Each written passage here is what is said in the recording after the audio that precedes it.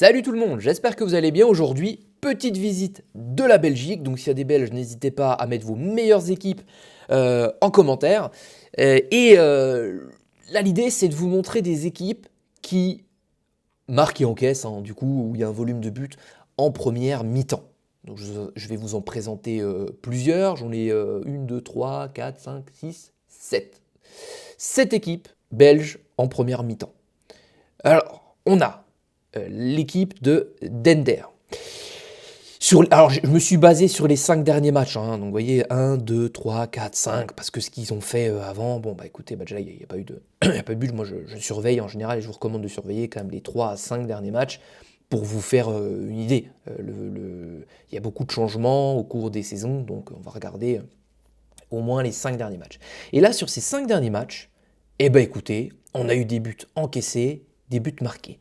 Là, l'idée, c'est de faire abstraction de ce qu'on peut voir au niveau du résultat. On s'en moque de ça. Ce qu'on regarde, c'est juste le volume de buts. On regarde simplement les petits ballons, une fois de plus, sur l'outil Footy-Stats, qu'on a dans la première mi-temps.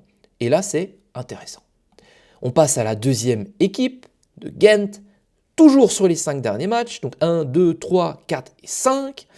Et on peut observer également qu'on a du petit ballon et on en est bien content. D'accord? Troisième équipe, sur les 5 derniers matchs, on peut observer également que là, c'est pareil, des petits ballons. Mais je vais vous dire, quand c'est gris, c'est encaissé, et quand c'est blanc, c'est marqué. Et là, vous devez commencer à voir une différence. Ok?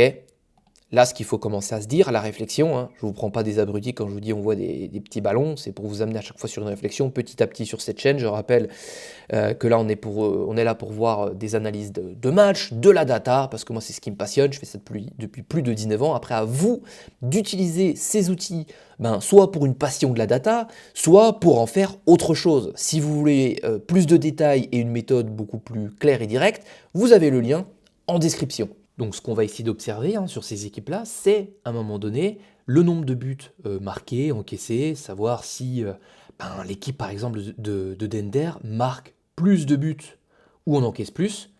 Et ça va être à chaque fois ce genre d'enquête. Voilà. On prend le temps, on se balade sur le site, donc Footystats, il y en a d'autres. Je vous en montrerai d'autres de toute façon. Et on essaye de trouver des informations.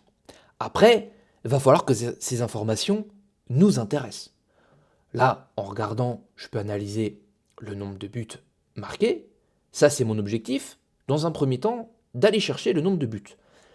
On peut le chercher sur la première mi-temps, sur la deuxième mi-temps, sur l'ensemble du match. Ensuite, je décale mes yeux sur la gauche, faites-en de même. Il n'y a que des victoires. D'accord. Ok, il y a eu un match nul. Ils se sont pris un but, ils en ont remis un. Ok, très bien. Bon, on n'a pas beaucoup de buts en première mi-temps, on n'en a qu'un. On peut observer ça. Et on prend des notes. Voilà. Si on a décidé d'utiliser, d'étudier l'Union Saint-Gilloise, eh bien, on va prendre des notes sur cette équipe. Et c'est comme ça qu'on finit par avoir énormément de data performantes. En se posant les bonnes questions, on aura les bonnes réponses. Là, on va partir, donc on est à domicile. Vous aviez les 3 premières équipes qui étaient bonnes à domicile, enfin en tout cas pour mettre des buts en première mi-temps. On va partir sur des équipes à l'extérieur, toujours pour vous insuffler le fait de domicile, extérieur, je vais chercher les statistiques où elles m'intéressent. Là, si on part sur du domicile, c'est déjà moins bon sur l'ensemble des matchs, on a un gros trou d'air, je fais moins confiance. On a des meilleures stats à l'extérieur. On l'a pu le voir également que juste en passant du domicile extérieur, qu'avez-vous remarqué? On a plus de buts sur la deuxième période, notamment dans une période là, dans un créneau qui est relativement intéressant. Vous savez pourquoi. Donc, sur cette équipe de Mechelen, j'espère que je la prononce bien, j'en suis navré si ce n'est pas le cas, on a ces fameux buts en première mi-temps. Vous pouvez prendre plein de notes. Là, c'est pas l'objet de la vidéo, c'est pour vous donner, enfin on le fera peut-être dans d'autres, mais là c'est pour vous donner, donc juste sur les 5 derniers matchs, quoi. On a une équipe qui gagne, Même là, si on redescend un peu, mais là, en tout cas, sur ces deux matchs-là, on est pas mal. Et ensuite, bon, ils se sont pris des équipes qui étaient un petit peu plus fortes quand même, mais bah, ça marque plus beaucoup. On a toujours une zone en première mi-temps avec des buts, mais ça marque quand même plus beaucoup, hein. Je ne sais pas ce qui se passe, et ça se reflète naturellement sur les résultats, hein.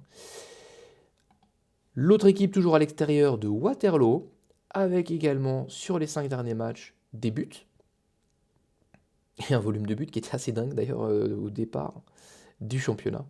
Complètement surréaliste d'ailleurs, je sais pas, ils avaient peut-être... Ah ouais, là c'était assez incroyable, hein. Il reste deux équipes que je vais vous montrer, donc le cercle de... Enfin, Bruges. Ouais, c'est pas le cercle de Bruges, hein. Club Bruges. Là, oui, parce qu'il y a deux équipes différentes, Cercle de Bruges et Club Bruges. Donc, on a pas mal de buts en première mi-temps, donc après on peut compter, hein, là vous voyez, on est sur quasiment 2 buts en première mi-temps, enfin on est même sur 2 buts en première mi-temps en moyenne sur les 5 derniers matchs. Donc il faut relever les informations comme celle-ci, avec du but marqué encaissé. On n'est pas sur une équipe comme celle-ci où en général elle ne se prend pas de but. Rendez-vous compte que sur l'ensemble des matchs, ils se sont pris uniquement 2 buts.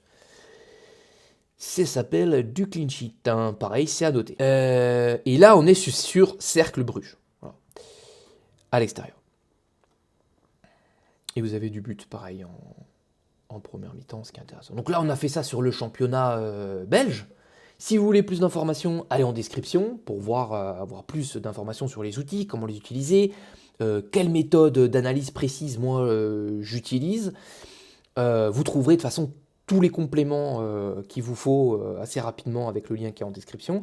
Moi, de mon côté sur cette chaîne, c'est parce que ça je le fais tout le temps, tous les jours, donc c'est pour vous donner quelques petites informations concernant l'analyse statistique et de data, et non pas pour faire du pronostic, parce que c'est pas intéressant d'aller donner des pronostics, là c'est plutôt pour vous donner des axes de réflexion, de compréhension, et ce qu'il faut aller regarder. Voilà, abonnez-vous, likez, commentez si vous aussi vous avez repéré des choses lorsque vous analysez des matchs.